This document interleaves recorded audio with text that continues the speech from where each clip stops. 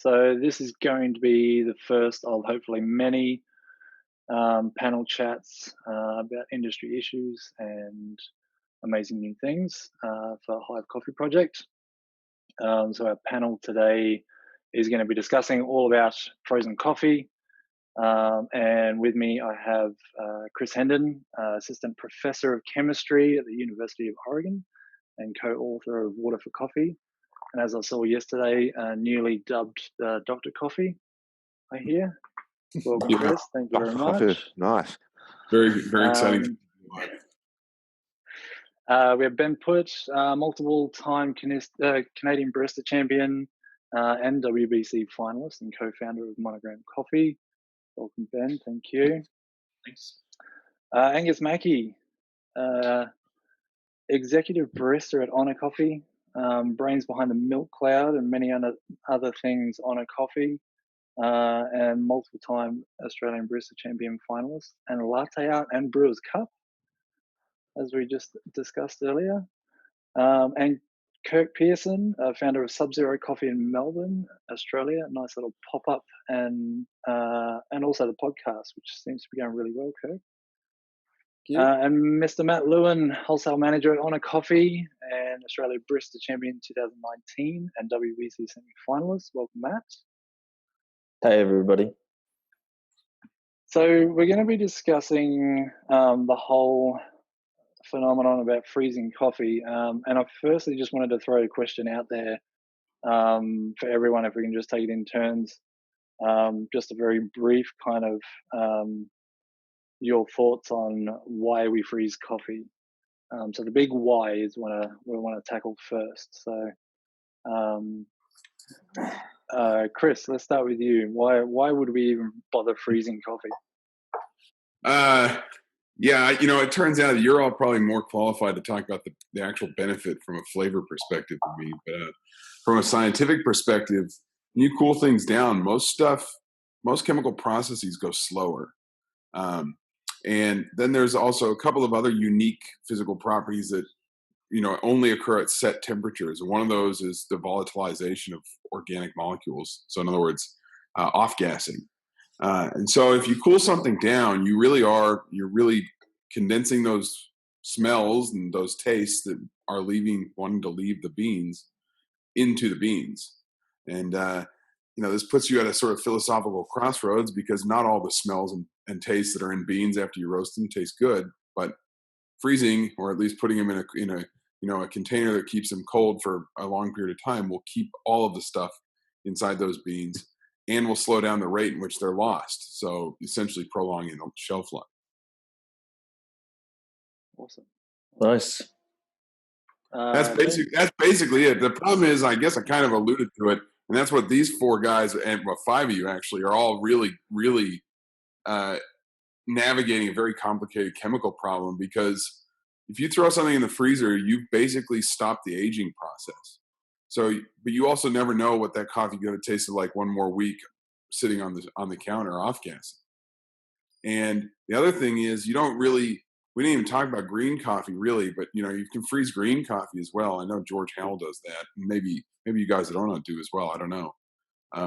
But that's even more of a gamble in my mind, because it's like, well, what happens if that coffee typically don't get better when they're sitting in the in the warehouse, but maybe, you never know. So then I think the problem then is not so much about the cooling of coffee down to conventional freezer temperature, but the problem then is, what do you do with it? And that's what these guys all specialize in. Definitely. We'll definitely get into some of that with some of the questions that I've got for you guys as well. But Ben, what's your view on why we do it? Why do you guys do it? Yeah, to add to Chris summed it up really well. But I think it's one of the few new technologies that has a impact all along the value chain. I think there are uses for producers and roasters and shops. And so I think this is one that's really interesting to get on board, because it could be a benefit to absolutely everyone. On a retail side, I think what it does is it does two things really well for you. It lets you basically lock a coffee into a set of variables. Coffees don't age because they're aging slower, your dial is moving less on them. So there's less waste in terms of you can serve that coffee over and over again. It lets you hold on to coffees a little bit longer. We have the reason we freeze coffee is we have a multi-roaster program where we bring in coffees from around the world, and we have to sit on those coffees a little bit longer. The other interesting thing I think about it, both with green and maybe with roasted, is it actually lets you start to introduce vintage. I think this is something that is long needed in coffee. This idea that harvests taste different and let you actually compare stuff. I think one of the hard things in coffee is we get to taste fresh crop coffee, and then another country comes along, and you never really get to like have at the table like an Ethiopian, a Bolivian, a Panamanian all at their peak. And I think that's really interesting as well, is being able to serve the best of the world all at the same time. Oh yeah, awesome.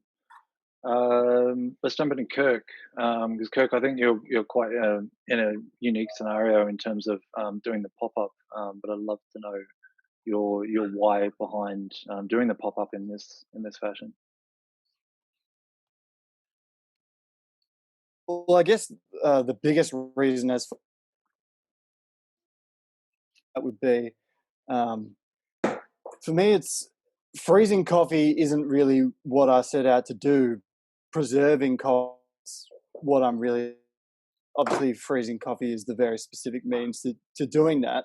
But I guess just continuing on from what Ben said, being able to serve whatever coffee you like whenever you want to serve it.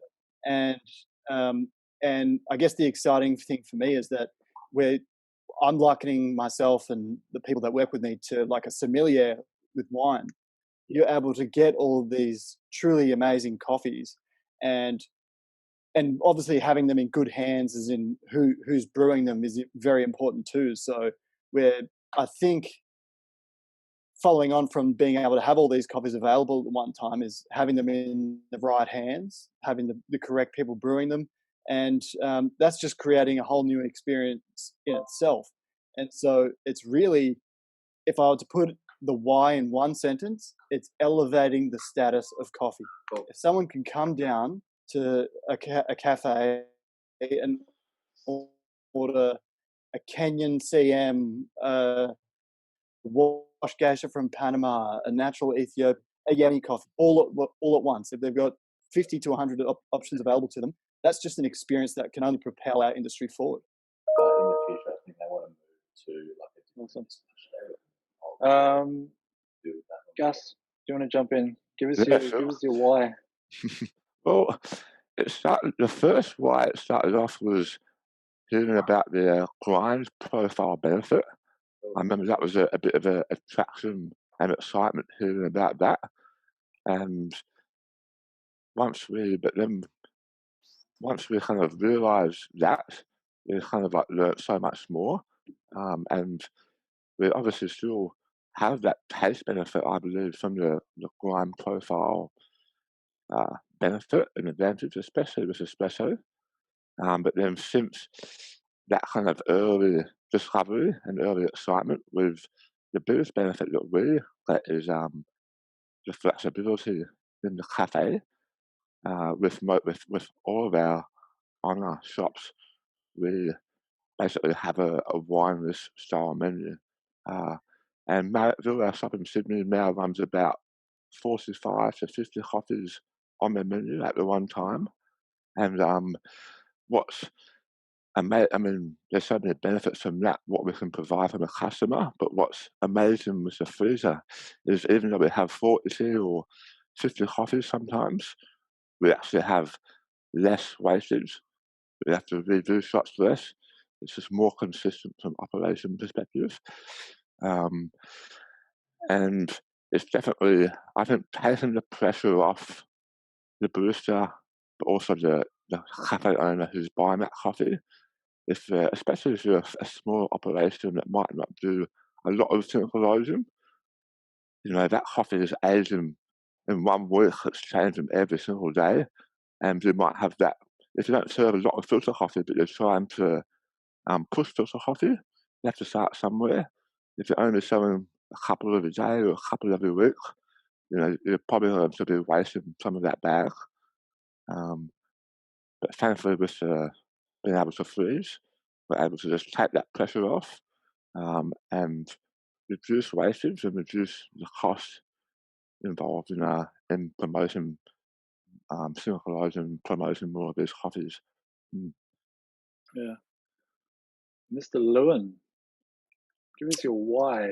No, we love this question, right? Why? Yeah, absolutely. And yeah, look, sitting amongst all these, all you wonderful gentlemen that have had so much experience in coffee, it's been born out of trying to figure out coffee, and not just competition, but a lot of it was tied to competition.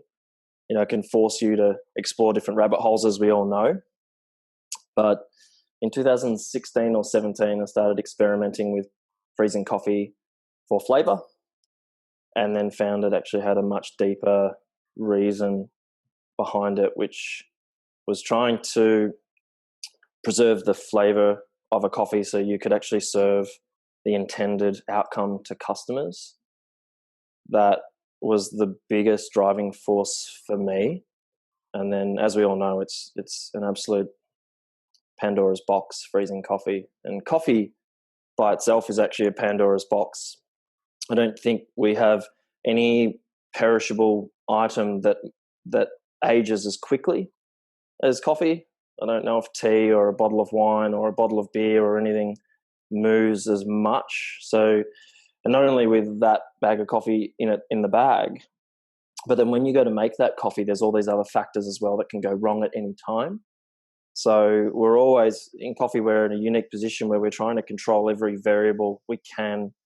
And the reality of that is so we can deliver on a consistent product. And in specialty coffee, we're trying to deliver on the promise that it can be special, which is hopefully more special than maybe something that's not.